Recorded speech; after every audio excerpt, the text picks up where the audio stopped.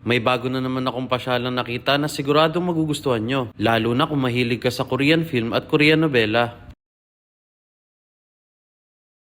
What's up mga kabiyahe? Welcome to my mini vlog. Another gala at another budol na naman tayo. Galing nga pala ulit kami dito sa LF Square Mall. Nagbook na nga ako ng Grab para puntahan yung isa sa tourist spot dito sa Sancheon City. 8 minutes away nga lang pala to dito sa mall. Kaya naisipan na naming puntahan. Nandito na nga pala kami sa Sancheon Drama Filming Set. Kaya excited na naman lahat ng tropa makapasok dito. Malayo pa lang, kita mo na yung mga bahay. Dito pala ginaganap yung ibang Korean films at ibang Korean novela. Kaya excited kami kung ano ang itsura sa loob nito. Noong 2006 pala, ginawa yung areang to. At ang sabi nila, nahahati ito sa tatlong era, 1950 to 1970. 3,000 won lang pala yung entrance dito. 125 pesos sa pera natin. Kaya sulit na sulit talaga. Pag high school student ka pala, 2,000 won lang babayaran mo. Pag elementary student naman, 1,000 won lang. Kapag senior naman, libre ang entrance dito. Hindi ko na nga rin pinatagal at nagbayad na ako. Kasi isipin nyo, makikita natin kung saan ginaganap yung mga love story at action movie. Tapos napakamura pa ng entrance. O diba, sulit na sulit. 9 AM pala bukas ang Sancheon Filming Site at 6 PM naman ang sarado. Inabot na nga sa akin yung ticket namin. At ready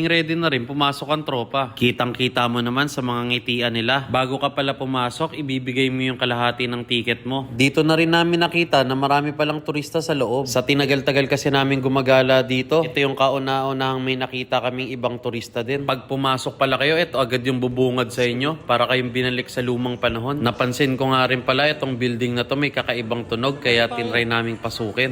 Hindi nga namin expected na may padisco din pala dito. Dito rin siguro ginaganap yung mga party scene nila sa pelikula. At hindi na nga kami nagpahuli at sumayaw na rin kami. Syempre once in a lifetime lang to kaya sulitin na natin. Kaso mukhang mahihain yung mga kasama ko. Hindi pa raw kasi nakainom. Pero halatang nagtitimpi lang yung mga yan. After nga pala namin dito sa may disco building, may nakita din kaming mga vintage na TV at mga lumang kaset. Mafe-feel mo talagang bumalik ka sa 90s. At ang sunod nga naming napansin, itong parang lumang sinihan. Kaya pinasok na rin namin. Ang kagandahan pala sa mga building dito, meron silang mga pakulo. Kaya hindi namin i-expect na pwede rin naman pala namin pasukin. Pagpasok nga namin dito sa sinihan nila, ang cool kasi may pinapanood talagang pelikula. Hindi ko lang alam yung title pero yung pelikulang yan dito rin ginanap. Kumuha pala kami ng travel tour guide para may idea kami sa iba pang tourist spot na malapit dito. Yung isang mapa rin pala, guide yan para dito sa Sancheon Filming Set. Pero hindi na namin ginamit kasi para sa akin mas maganda pa rin kung ikaw mismo yung makaka-explore ng area. Ang kagandahan dito, hindi ka naman maliligaw. Basta alam mo lang kung saan kayo last na dumaan. Kung pupunta kayo dito, mas maganda talaga agahan nyo. Kasi para sa akin, kulang ang 2 o 3 oras kaka-picture dito sa tourist spot na to. Kaya sulit na sulit talaga yung binayaran nyo. Meron nga kaming nakita ditong bahay. Kaya tinry namin katukin kasi makikiinom lang sana kami ng tubig. Kasi alam naman namin approachable yung mga tao dito. Pero syempre, biro lang yun. Meron nga rin kami nakita ditong bridge. Tapos sa loob nun may small village. Hindi nga lang pwede pasukin kasi may ginagawa silang mga iba pang building. Kaya naisip namin baka may iba na namang pelikulang gagawin. Nakita ko nga si partner na may sinisilip na naman sa loob. Kaya syempre sinilip ko rin kung ano ba yung meron dito. Halos parehas lang pala to sa una naming pinuntahan. Pero ang kagandahan dito, may kasama ng video okay. Kakanta sana kami kaso sinilip namin yung songbook, puro Korean songs. Kaya si partner sumayaw na lang ulit. Ito nga pala yung nakita namin. Gumagawa sila ng panibagong structure para sa bagong film set nila. Mas astig siguro sana kung may naabutan kami nagsushooting. Ang sarap rin kaya maging extra. Coming up for part 2.